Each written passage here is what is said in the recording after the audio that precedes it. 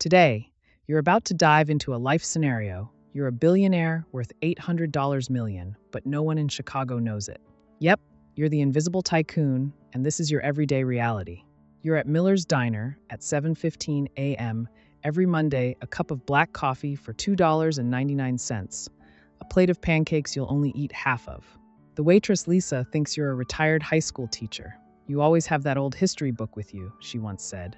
Little does she know, the history book is just a prop. You haven't turned a page in 4 months. Your phone buzzes. It's a notification from your asset management app. Downtown Chicago office building, rent collection completed, $120,000 incoming. You glance at it, then put your phone face down. To Lisa, you're just Mr. Johnson, the nice old guy who tips 20%. Your story started not in a Silicon Valley garage, but in a Detroit auto parts store.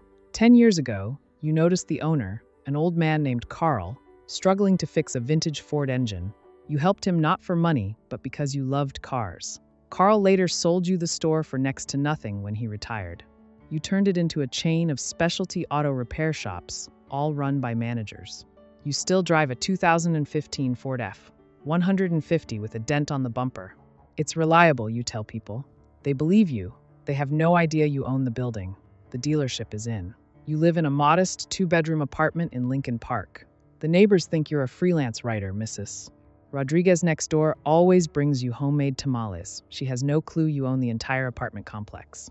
When she complains about the leaky faucet, you call the landlord, who is you obviously, and have it fixed by noon. She slips a thank you note under your door. You're such a kind neighbor. That note has been on your fridge for 3 years. You don't flaunt your wealth because you learned early on, once people know, they treat you differently. Your college buddy Jake has been asking for a loan for his startup for years. You never give it to him directly. Instead, you taught him how to make a budget, how to pitch to investors. Last month, he got his first small grant. He texted you, "Man, you were right, planning is everything." You smiled. That's better than any check you could write. Your empire is made of boring businesses. A chain of laundromats in Milwaukee. You bought them from a couple who wanted to retire in Florida. A parking lot near O'Hare Airport, you spotted it in a tax lien auction. Even a small newspaper in a rural Illinois town, you keep it running because you believe local journalism matters. None of these are sexy, like tech startups, but they bring in steady cash. Your accountant, Maria, once said, "Your portfolio is so ordinary." You took that as a compliment. In a world obsessed with TikTok virality and crypto get-rich-quick schemes, your ordinary businesses just keep making money. Last quarter, your net worth hit $850 million. Maria sent you the report, no exclamation marks, just numbers. You were at the diner when you got it, deciding between a bacon omelet or a fruit plate. You got both. You're back at Miller's Diner.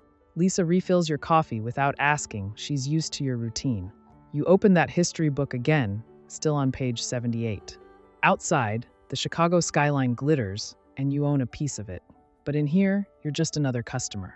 A guy at the next table is talking loudly about his new Tesla. You sip your coffee.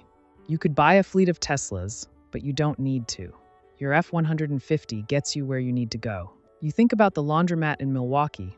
One of the washers broke down yesterday, and the manager handled it. You think about the old couple in Illinois who still read the newspaper you own every morning. You think about Mrs.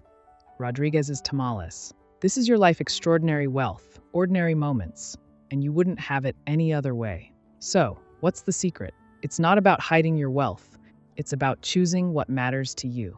For you, it's the quiet joy of a regular coffee, the pride of helping a friend grow, the satisfaction of building something that lasts, even if it's boring. You're a billionaire, but more importantly, you're living your version of a good life. And in Chicago, no one knows a thing, and that's just how you like it.